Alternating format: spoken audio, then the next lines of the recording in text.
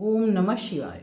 हम लोग सुन रहे हैं शिव महापुराण रुद्र संहिता पार्वती खंड। आज से चालू हो रहा है अध्याय 41।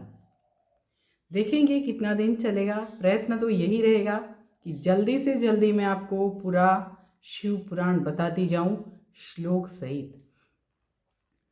यहाँ पर श्लोक सहित बोलने का एक कारण है कि बहुत सारे लोग मुझे मैसेज व्हाट्सएप पे करते हैं कि आप श्लोक में पठन करिए फिर हिंदी में पठन करिए। उसका कारण ये भी है कि बहुत सारे लोग श्लोक सही तरीके से उच्चारण नहीं कर पाते हैं, तो यहाँ पे श्लोक सहित करने का ये कारण मुख्य है, जिससे एक तरह की स्तुति ही हो जाती है शिव जी की। आइए सुनते हैं। ओम श्री गणेशाय नमः। ओम सरस्वत्यै नमः। ओम सद्गुरुदेवेभ्यो नमः। ओम सर्वेभ्यो देवेभ्यो नमः। ओम नमः शिवाय। अथैकचत्वारिंशो अध्यायः। वर यात्रा प्रस्थान जो शिव जी का था वो तो नारद जी ने बता दिया, नारद जी ने सुन लिया और हमने भी सुन लिया। ठीक है, उससे आगे नारद के द्वारा हिमालय गुरु में जाकर विश्वकर्मा द्वारा बनाए गए विवाह मंडप का दर्शन करके मोहित होना और वापस आकर उस विचित्र रचना का वर्णन करना। चलिए सुनते हैं। शुरुआत में 2 श्लोक साथ में हैं।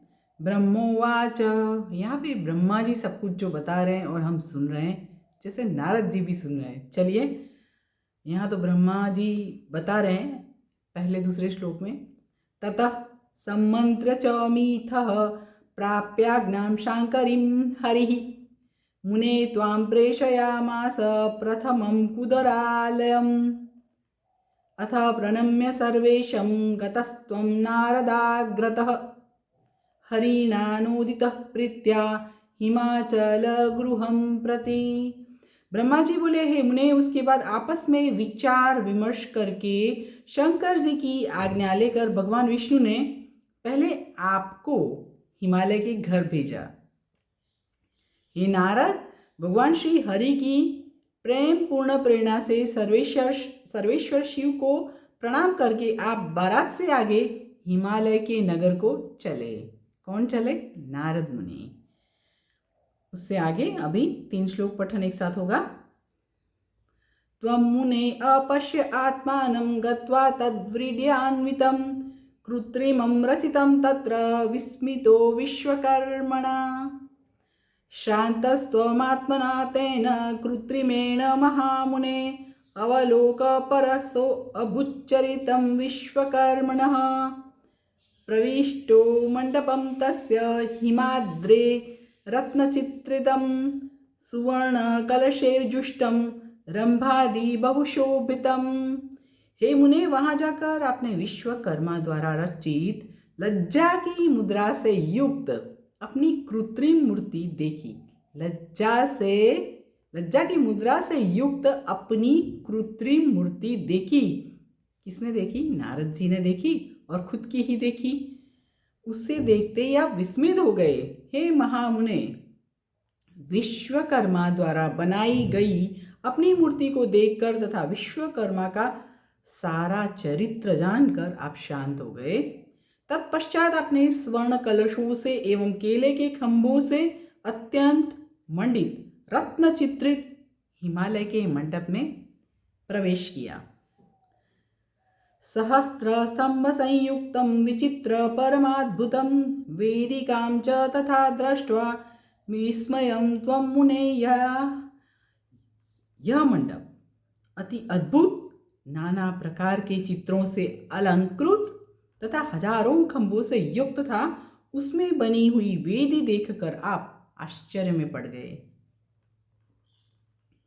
तदा वोचश्च स मुने नारद त्वं नगेश्वरं विस्मितो अतीव मनसि नष्ट ज्ञानो विमूढ़तिः। हे मुने, हे नारद, उस विस्मय के कारण आपका ज्ञान एवं बुद्धि नष्ट हो गई। पुनः आपने हिमालय से पूछा। आगतास्ते किमधुना देवा विष्णुपुरोगमाः तथा महर्षयः सर्वे सिद्धा उपसुरास्तथा महादेवो वृषारूढो गणेश्च परिवारितः आगतः किं विवाहार्थं वद तथ्यं नगेश्वर। हे हिमालय, क्या इस समय विष्णु आदि सभी देवता, महर्षि, सिद्ध एवं गंधर्व यहाँ पहुंच गए हैं? हे पर्वतराज, क्या विवाह हेतु श्वेत बैल पर सवार होकर गणेश्वरों से युक्त सदाशिव पधार चुके हैं? यह बात आप सत्य सत्य कहिए, यह बात आप सत्य सत्य कहिए। ये नारद जी हिमालय को पूछ रहे हैं क्योंकि वो विमूढ़ हो चुके हैं, आश्चर्यचकित हो चुके हैं विश्वकर्मा की रचना से। इससे आगे ब्रह्मोवाच इत्येवं वचनं श्रुत्वा तव विस्मितचेतसः उवाच त्वां मुने तथ्यं वाक्यं स हिमवान् गिरिः। ब्रह्मा जी बोले, हे मुने, विस्मित चित्त हुए आपके इस प्रकार के वचन को सुनकर पर्वत हिमालय आपसे तथ्य युक्त वचन कहने लगे। आइए सुनते हैं हिमवान हिमालय क्या बोल रहे हैं। हे नारद महाप्राज्ञागतो नैवाधुना शिवः विवाहार्थं च पार्वत्याः सगणः सवरातकः। हिमवान बोले, हे नारद, हे महाप्राज्ञ, अभी पार्वती के विवाह के लिए अपने गणों तथा बरातियों को लेकर शिव जी नहीं आए हैं। विश्वकर्मा कृतं चित्रं विद्धि नारद सद्दिया विस्मयं त्यज देवर्षे स्वस्थो भव शिवं स्मर। ये नारद, आप उत्तम बुद्धि से विश्वकर्मा के द्वारा रचित चित्र जानिए। हे देवर्षि, आप आश्चर्य का त्याग कीजिए, स्वस्थ हो जाइए और शिव का स्मरण कीजिए। भुक्त्वा विश्रम्य सुप्रीतः कृपां कृत्वा ममोपरि मेनकादिधरे सार्धं गच्छ त्वं शंकरान्तिकम्। आप मुझ पर कृपा करके भोजन तथा विश्राम करके मैनाक आदि पर्वतों के साथ शंकर के समीप जाना। एभिः समेतो गिरिभिर्महामते संप्रार्थ्य शीघ्रं शिवमत्र चानय देवैः समेतं च महर्षिः संगैः सुरासुरैरर्चित पादपल्लवम्। हे महामते, जिनके चरण कमल की अर्चना देवता तथा असुर भी किया करते हैं, उन शिव की प्रार्थना करके आप इन पर्वतों को साथ लेकर देवताओं तथा महर्षियों सहित उन्हें यहाँ शीघ्र ले आइए। हिमालय नारद जी को बताते हैं कि शिव जी को शीघ्र ले आइए। उससे आगे ब्रह्मा जी क्या बोलते हैं वो सुनते हैं। ब्रह्मोवाच तथेति चक्त्वागम आशु हि त्वं तदैव ते हि शैलसूतादिभिश्च तत्र कृत्यं सुविधाय भुक्त्वा महामनास्त्वं शिव सन्निधानम्। ब्रह्मा जी बोले, तब आपने तथास्तु कहा और वहाँ का सारा कृत्य अच्छी तरह संपन्न कर भोजन करके महामनस्वी आप हिमालय के पुत्रों सहित बड़ी प्रसन्नता से शीघ्र शिव जी के समीप गए।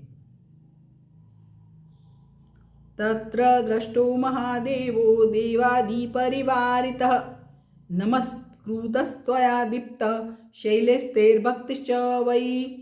वहाँ आपने देवताओं से घिरे हुए महादेव जी को देखा। आपने तथा उन पर्वतों ने भक्ति से उन कांतिमान महादेव जी को शिव जी को प्रणाम किया। तदा मया विष्णुना च सर्वे देवाः सवाः पप्रच्छुस्त्वां मुने सर्वे रुद्रस्यानुचरास्तथा विस्मिताः पर्वतान् दृष्ट्वा सन्देहाकुलमानसाः मैनाक संयमेर्वाद्यान्नालंकार संयुक्तान्। तत्पश्चात हे मुने, अनेक प्रकार के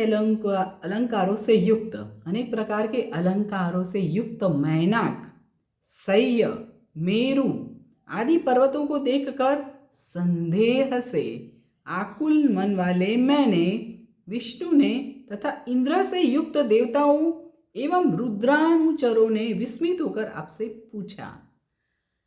देव जो हैं, सभी देव जो हैं, वो क्या पूछ रहे हैं? किससे पूछ रहे हैं? नारद जी से। क्या पूछ रहे हैं वो हम लोग कल सुनेंगे। चलिए अभी मेरे साथ बोलिए, ओम नमः शिवाय, ओम नमः शिवाय, ओम नमः शिवाय, हर हर महादेव।